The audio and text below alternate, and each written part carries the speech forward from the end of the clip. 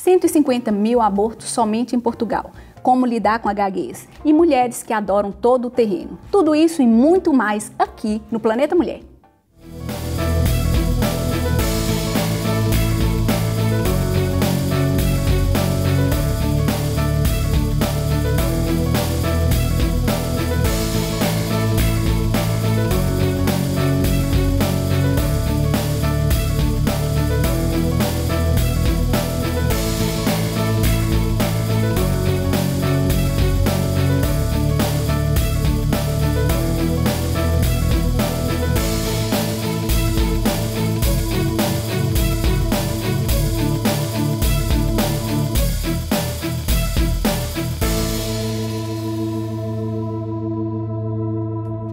Uma média de 150 mil abortos já foram provocados somente nos últimos 5 anos em Portugal. Mas quais serão as consequências para as mulheres? Quem vem falar sobre isso é Egla Alves, que é psicóloga. Olá, Egla, tudo bem? Olá, tudo bem, Claudine? A Egla, toda vez que vem aqui, traz um tema, então, assim, mais complicado de a gente falar, sim, não é isso? Tem vindo a piorar. Ou a melhorar, porque também tem muito esclarecimento, claro. E isso é muito importante. Sim. É muito importante nós frisarmos que já as 2 semanas passadas já estávamos a falar sobre abortos espontâneos, provocados, e realmente a gente tem passado por uma situação muito interessante na nossa página. Toda semana vem mais pedidos sobre o mesmo assunto. Definitivamente, eu acho que esse é um assunto que envolve não só as mulheres que fizeram aborto, mas será que de uma forma ou de outra todas as mulheres sentem um pouco envolvidas nesse tema? Eu penso que sim, e até penso que não são só as mulheres, são os homens também, porque nós quando falamos em aborto, quer seja provocado ou não, pensamos só nas mulheres que o fazem, nas famílias que estão à volta, e não nos lembramos do pai da criança, não é? E dos pais dessas mulheres e das famílias dessas mulheres. Há toda uma comunidade à volta das pessoas que também tem uma palavra a dizer, ou tenta ter uma palavra a dizer e que vai fazer com que a situação da mulher se altere, não é? Por isso, é um assunto que é muito importante para todos. Exato. Claro, sem dúvida de uma nenhuma. forma ou de outra está toda a gente envolvida Exatamente. nesse processo. Inclusive na decisão se vai avançar com a gravidez ou não. Agora aqui, eu acho que a pergunta central que está lá no nosso Facebook é: por que as mulheres sofrem tanto depois que fazem um aborto? Elas sofrem por diversas razões, porque assim, eu acho que o principal é por causa do sentimento de culpa que vem. E este sentimento de culpa não vem logo, não aparece logo. Ou seja, a decisão, para já, desde o momento em que a mulher descobre que está grávida, começa... Já é um turbilhão de emoções. Exatamente, né? E começa ali um período complicado para ela gerir, quando, lá está, não é uma coisa desejada, nem é uma coisa pensada. Além dela ficar um bocadinho chocada com a própria situação, depois começam as pressões exteriores, não é? Porque muitas vezes, se a decisão do aborto fosse unicamente da mulher, de certeza que não haveria tantos abortos. O problema é que muitas vezes há pressão, por exemplo, imaginemos dos pais, quando a mulher ainda é solteira ou é uma adolescente, há a pressão do companheiro, não é? Quando, lá está, não é uma relação ainda estável e quando ele não quer essa relação ou essa criança, pode haver pressões económicas, casais que até já tenham outros filhos e que sintam que não têm condições para ter mais um filho, não é? Ou mesmo a mulher ter alguns problemas de saúde, porque isso também é importante. Há problemas em que a mulher tem que vai ter que procurar o aborto e aí não é uma coisa espontânea, livre, a decisão não foi dela. Na verdade, quase nunca é uma decisão só da mulher, não é? A pressão da sociedade é tão grande. Mas a Egla falou uma coisa muito interessante. Quase sempre os resultados não vêm logo a seguir o aborto. Não. Como é que é isso? Logo a seguir o aborto tem uma sensação de alívio e depois então é que vem as consequências, é isso? Exatamente. Nas 8 semanas seguintes ao aborto, a mulher só sente praticamente coisas boas. Sente um alívio tremendo. Para já alívio... Resolveu o problema. Exatamente. Alívio por ter feito o aborto e alívio por aquela pressão que tinha em cima já se ter dissipado, não é? Porque isso é muito importante. Depois, apesar dela sentir esse alívio, o que é que ela fez para não sofrer? Ela afastou-se emocionalmente do que acabou de fazer, ou seja, ela enterrou. Eu fiz um aborto, a partir de agora eu não quero mais falar nisso, não quero pensar nisso, acabou o que tinha a ver com este assunto. Então essas 8 semanas são excelentes, de alívio, de bem-estar. Passado essas 8 semanas é que muitas vezes começam a aparecer alguns sintomas, mas é importante dizer que muitas outras vezes não é passado essas 8 semanas. Existe a maior parte, ou pelo menos o que se vê em muitos estudos, é que a maior parte das mulheres só evidencia problemas, e neste caso estou a falar do síndrome pós-aborto, que é muito importante de se referir hoje aqui, só evidencia 5 anos depois deste aborto. É interessantíssimo quando a pessoa toma essa decisão de fazer um aborto, não faz ideia de que as consequências podem vir até depois de 5 anos, não é? E isso é uma falha do nosso sistema de saúde também, que é a mulher, sim, dizem lá, sim, vais ter umas consequências psicológicas, mas ninguém lhe explica quais podem vir a ser, não é? Ou seja, ela quando toma a decisão não é uma decisão completamente informada, porque se ela percebesse que este síndrome, o que é que ele acarreta, se calhar as coisas não eram assim tão fáceis. Como psicóloga, a Egla acha que nós, por sermos mulheres, por ter o aparelho reprodutor, você acha que é impossível uma pessoa fazer um aborto e depois não ter culpa nenhuma? Nunca. Eu acho que não é possível. O que as mulheres podem fazer é funcionar muito bem em termos adaptativos e arranjar estratégias para ultrapassar essa culpa. Administrar essa situação. Exatamente. Claro que era o que eu falava. Esse complexo de culpa pode não aparecer logo. Aliás, eu li estudos em que isso aparece 40 anos, 20 anos, 30 depois. Não é? Porquê? Porque a mulher tem um mecanismo de defesa, a mulher e o homem, mas a mulher utiliza-o aí muito bem, que é um mecanismo da negação. Então ela nega completamente qualquer envolvimento emocional com aquele embrião e com o filho que acabou de perder. E é importante nós percebermos, do meu ponto de vista, que ela perdeu um filho. Sem dúvida nenhuma. Ao fazer-se um aborto, houve um filho que se perdeu. E as pessoas muitas vezes não têm essa noção. Se houve um filho que se perdeu, vai ter que haver um processo de luto que não foi feito.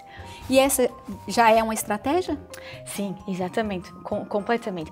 Eu acho que o primeiro passo para se conseguir ultrapassar bem um aborto é primeiro admitir essa negação.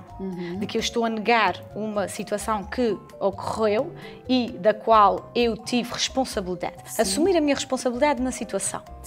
O segundo passo vai ser... Se calhar também tomar consciência de falar, eu tive que fazer isso, foi preciso nesse momento ou não, é isso? Exatamente. Até para a mulher também se poder perdoar, não é?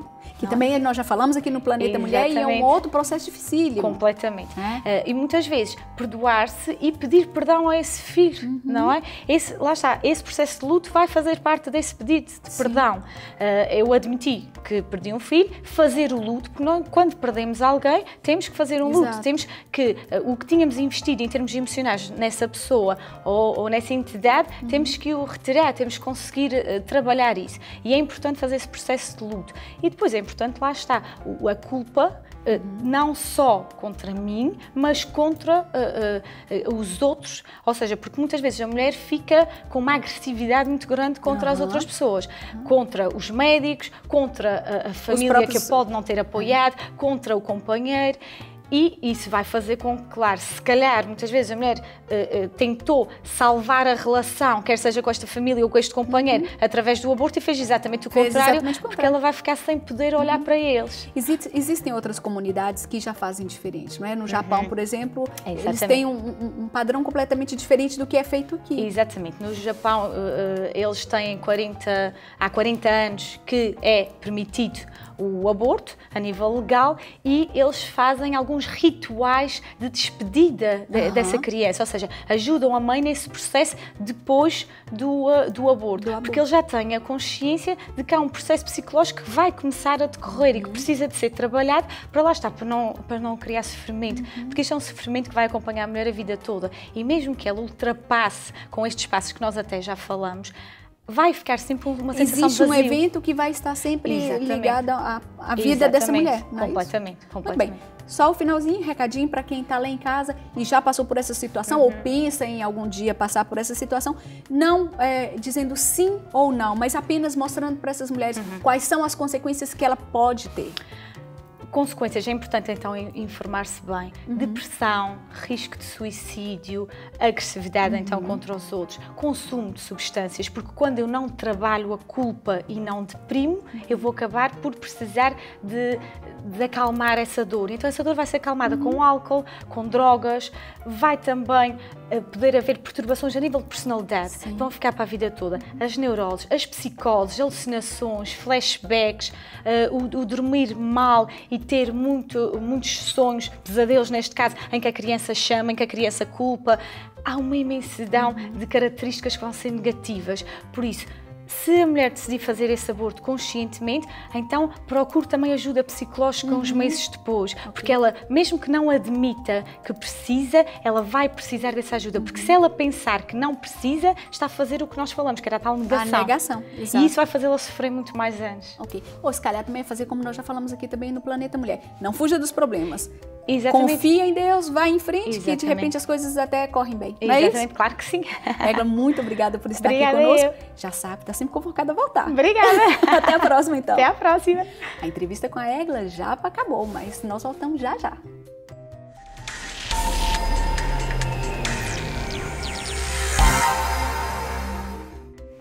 A gaguez é um problema que atinge 5% da população. Ana Nunes é terapeuta da fala e é sobre esse assunto que nós vamos falar agora aqui no Planeta Mulher. Ana Nunes, como vai? Tudo bem? Olá, tudo bem, Claudinha? Que prazer recebê-la aqui de novo. Obrigada, igualmente um prazer estar aqui. E também. Esse é um tema bastante interessante também, Sim. Não é?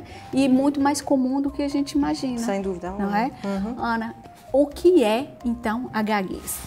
A gaguez corresponde a um problema de fluência, portanto, quando as pessoas querem fazer um discurso fluente sem interrupções, é-lhes muito difícil porque a gaguez é caracterizada por repetições, prolongamentos, bloqueios, até interjeições, que eles acabam por arranjar umas bengalas para tentar ultrapassar a gaguez e não resulta, e depois as interjeições também acabam por fazer parte da gaguez.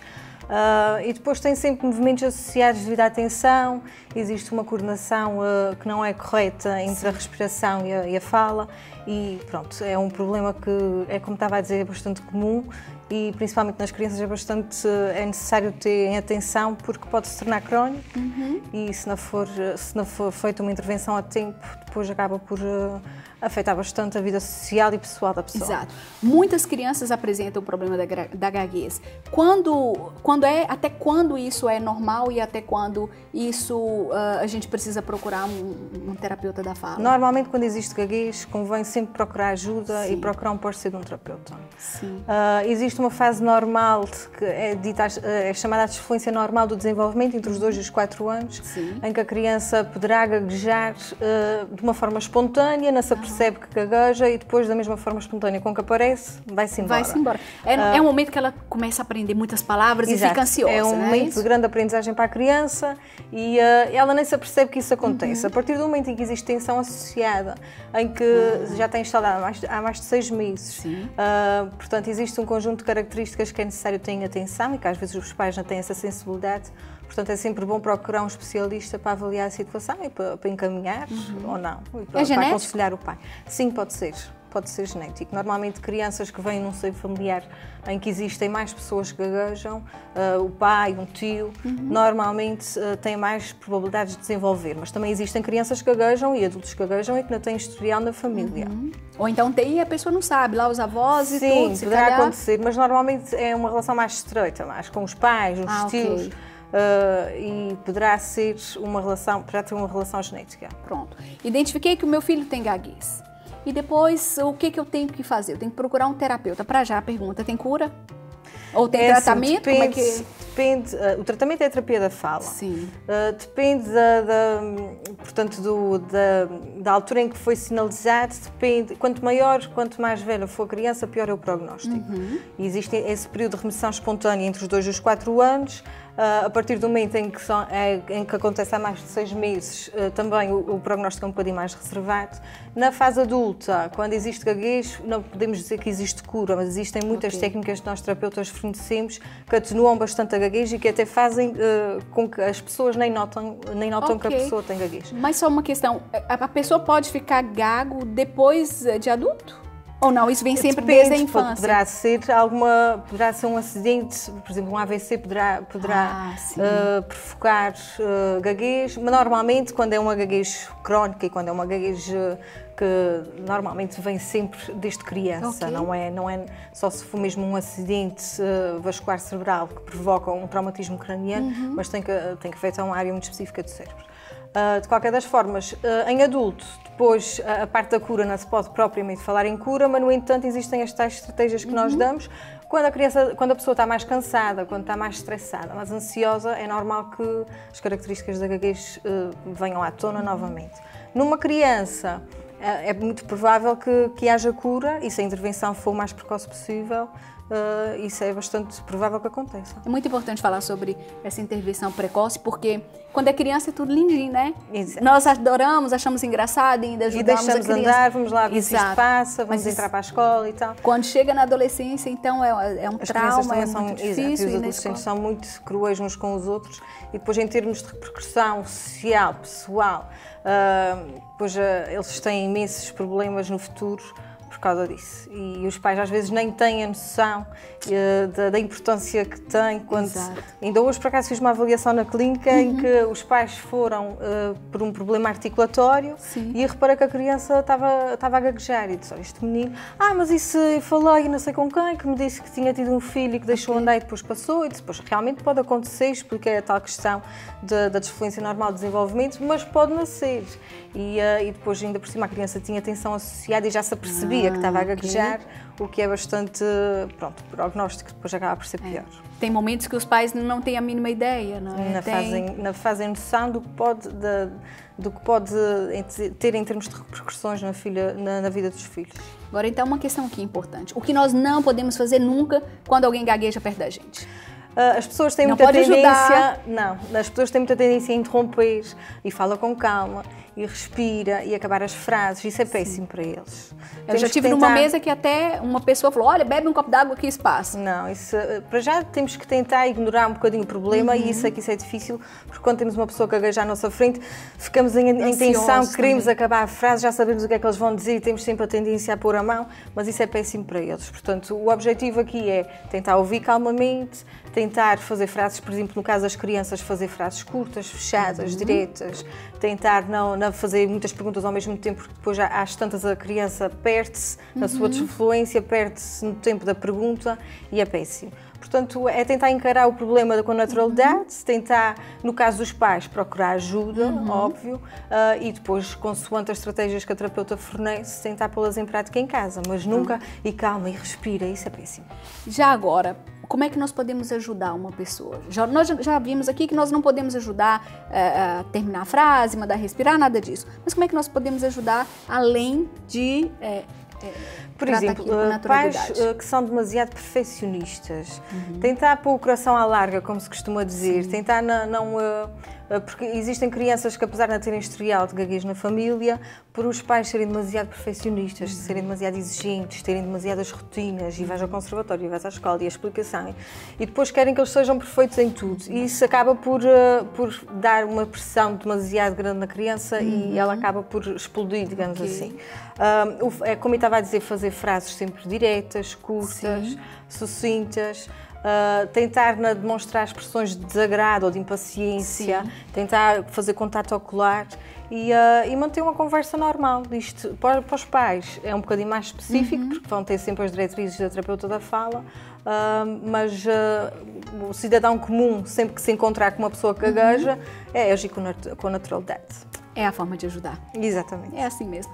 Ana, muito obrigada por estar aqui conosco. Cláudia, e até a próxima. Passa muito rápido, não é? Mas temos muito mais assuntos para a gente falar da próxima vez. Ok.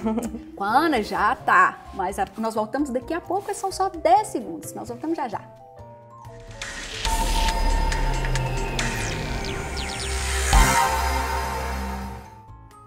Que a mulher já conquistou a estrada, isso nós já sabemos. Mas elas vão além e agora fazendo todo o terreno o seu espaço. Comigo aqui uma equipe de campeãs. Olá meninas, tudo bem? Olá. Olha que bom que vocês estão aqui comigo, porque vocês então participaram de um passeio muito especial, não é isso?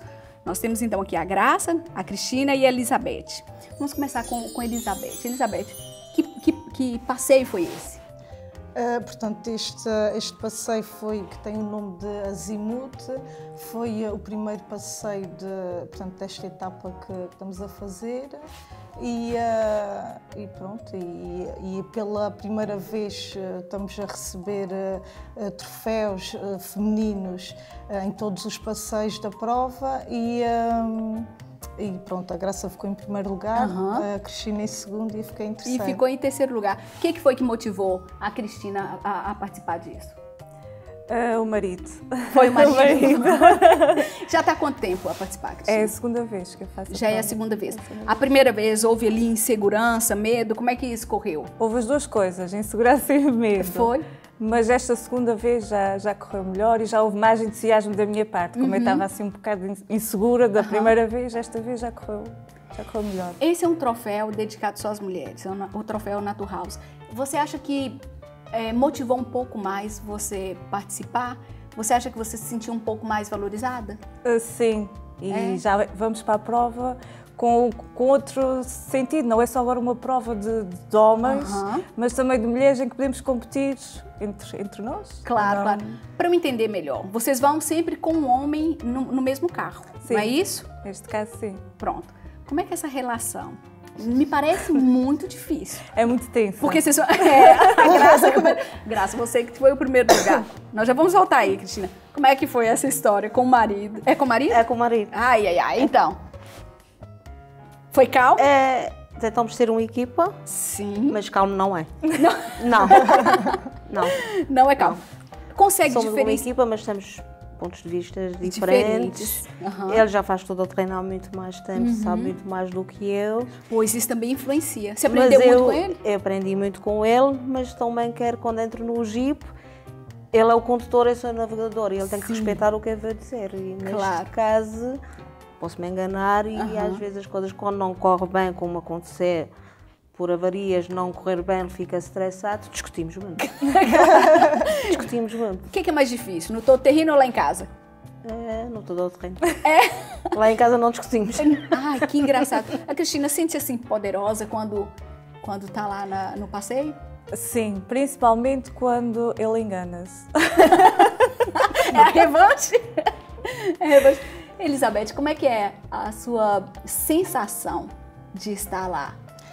Pois é assim, no meu caso, no meu e no dela já é um bocadinho diferente, porque eu comecei com o meu marido, éramos os dois, não tínhamos experiência. Sim. Portanto, começámos os dois, crescemos juntos um bocadinho. Já faz quanto tempo? Eu comecei em 2013. Sim. E já vai aí? Já 2 vamos anos? Sim. Já fiz 15 passeios. Sim. E pronto, com o tempo fomos evoluindo os dois e é um trabalho de equipa. Sim. E também essa tensão que estavam a falar no carro acontece ainda hoje, mas também é um processo que vai evoluindo ao longo do tempo, porque com o tempo temos que acabar por confiar, eu na condução dele, deixo aquela parte para ele e ele também começa com o tempo a confiar cada vez mais na minha parte. Portanto, é um trabalho de equipa que também vai evoluindo ao longo do tempo. Ouvi há pouco tempo uma frase assim: mulher no volante, perigo constante. Você já sentiu... Primeira coisa, vocês concordam com isso? Não. Claro que não. Não, o okay. oposto. Mas vocês já sentiram algum tipo de preconceito, não só dos maridos ou de pessoas de fora que estavam a participar? Ou é sempre só orgulho e os parabéns por estar ali? Sim. É mais orgulho, sim. Incentivo. Eu até acho que o facto de fazermos os passeios tem incentivado muitos casais também a fazerem. Sim. Graça, você acha que, vocês que ganharam em primeiro lugar, você acha que isso incentiva também e motiva o casamento? Motiva. Motiva? Sim. Porque é uma coisa que nós fazemos juntos. É uma ocupação, um desporto que acabamos fazendo juntos e que estamos ali um fim de semana, às vezes é sexta-feira à noite ou sábado todo o dia, estamos a viver isso e chegamos a casa, falámos disso. Enquanto quando ele fazia sozinho, chegava à casa, já estava com era um fim de semana que não estávamos juntos. Exato. E ele falava, mas era uma coisa que eu não estava dentro e não... Você já tem quanto tempo que faz? É fazer agora 1 ano que vai fazer. Já é quase uma veterana. Já fazia passeios e os dois juntos andávamos pelo mar, mas a sério, digamos assim, vai fazer um ano. Ok. A Cristina está ali muito concentrada na filhota. Como é que é isso? Deixar os filhos, é só uma filha, só não é isso? uma. Deixar a filha em casa e participar. Deixa ali qualquer tipo de sentimento, de culpa ou não? Deixa um bocadinho, mas depois... Isso é típico das mulheres, né? É. Vocês também sentem a mesma coisa? Não. Não? Acho que até é bom ter um espaço para a gente. Sim, sim. Se por calhar mim também sinto porque ainda só isso. fiz 2 vezes, mas já acho, como a Graça estava a dizer, que é muito importante para o casal. Porque antes eu não percebia o porquê que ele gastava tanto tempo naquilo e o porquê porque ele gosta mesmo, Sim. daquele gosto por aquela...